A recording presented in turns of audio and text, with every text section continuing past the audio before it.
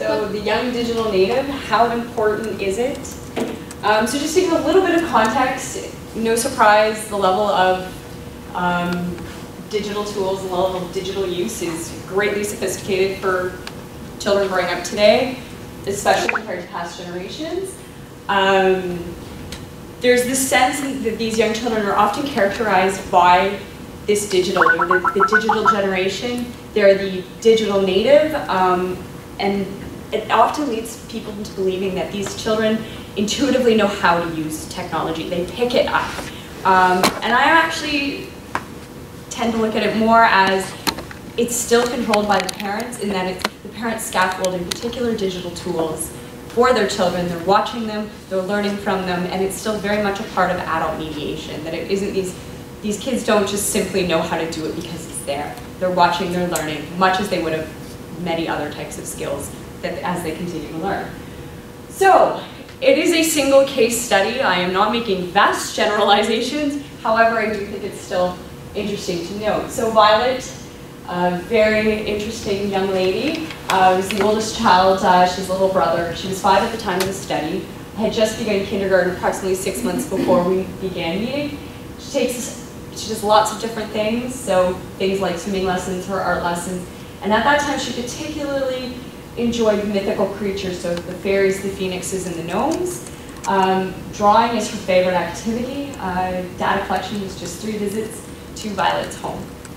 So my first activity, I didn't know of Violet, so I wanted to get a sense of what she knew about digital media, digital tools, how familiar was she with this. We have this sense that they know everything. I wanted to know how true it was. So I used 2 books, if you're unfamiliar with them, I did bring them, called It's a Book and Goodnight iPad. As a kindergarten teacher, know that books are very much a part of the kindergarten classroom. It would be an activity she was familiar with.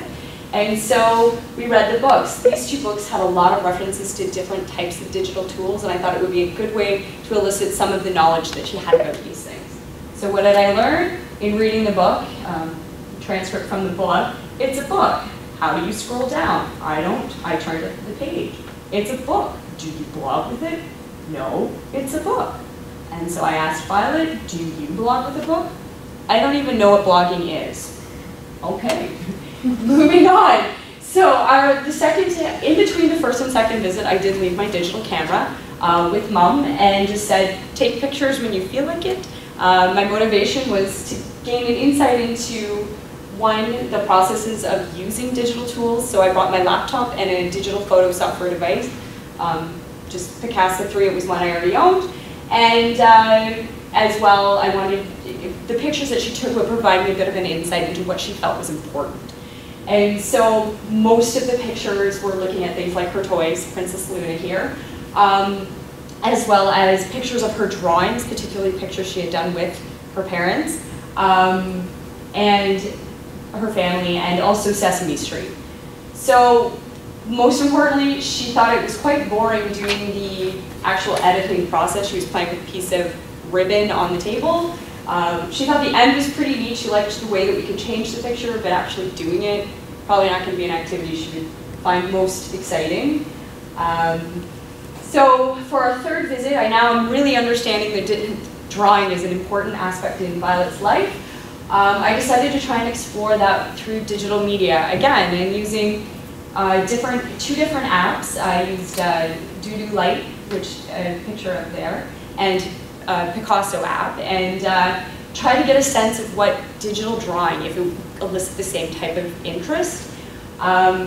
So her analysis of the 2 apps was the Picasso she didn't like it very much because it was too hard to draw detailed pictures. You use your finger, the lines were too wide. Doo Light was interesting because there was a reel function, so you could replay how your picture was created.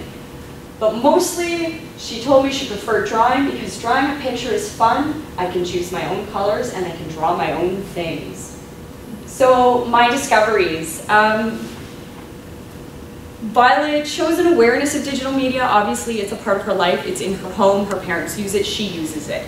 But she's not an expert. It's very much centered on what her parents are providing to her. She's not just picking things up and doing it as she pleases. Children are naturally curious, and technology presents a really exciting tool to investigate. but it's not necessarily the only thing in their life, and the parents are still playing a very significant role in presenting those tools.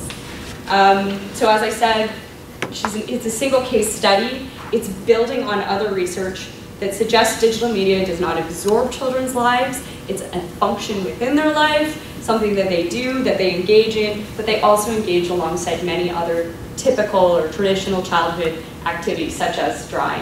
And I close with this quote, just because I think it summed up perfectly how important digital tools were.